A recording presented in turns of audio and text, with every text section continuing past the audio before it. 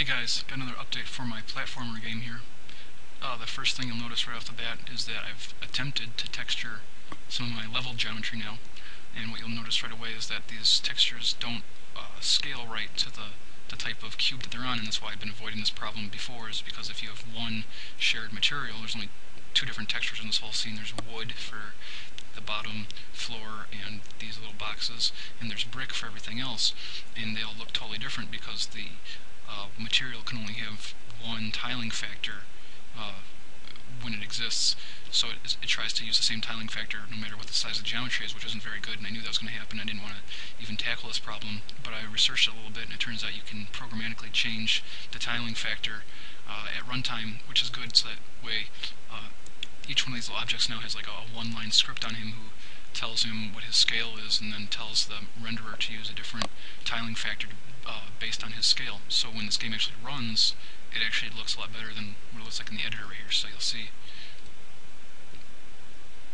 And I started it up, and now it's the same geometry, but it all looks a lot better. And so that was cool. And then the second thing I did was, you'll notice the enemies are actually flipping their direction when they walk. Before they could walk backwards, but that the sprite stayed facing the same way because I didn't know how to flip it around without drawing all the animation frames backwards, which I really didn't want to do, and I didn't think I'd have to do. And it turns out that you can just invert, negate the scale or the offsets of the sprite's image when you're sampling it, and it will draw it backwards basically. And I thought that might be the case, but I wasn't sure, because I know in 3D programs if you draw a polygon backwards, its normal is now facing the opposite direction, you just don't see it at all. And I thought that might be the case here, but it turns out that it works just fine, so that's pretty cool. So I didn't have to change any of the sprites around at all. It's just a little changing the direction that the animation is sampling the image in. And so the last thing that I did is these little item boxes, and they're the wood texture to denote the difference from the brick. And it's a very Mario thing. If you hit it, it bounces.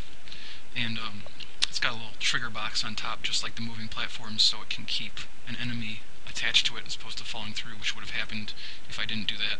And so that's cool. And what I did, just to make it more like Mario, is that guy's not tagged the same way as this little red guy is over here, but if I jump up and hit him, I'll come back, he'll actually die when the brick that he's on is tapped. So that's a very Mario thing to do to kill the enemies. And so that's my short little update. Got a couple things working. Doesn't work 100% of the time.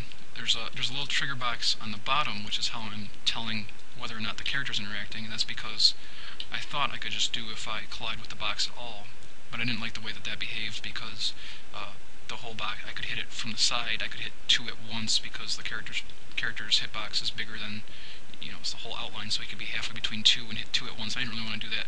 Plus, there were things like if you were walking across them, it would try and bounce up from you being on top, which was weird. And so this ended up being the most elegant way of doing it. That's my update. Thanks for watching.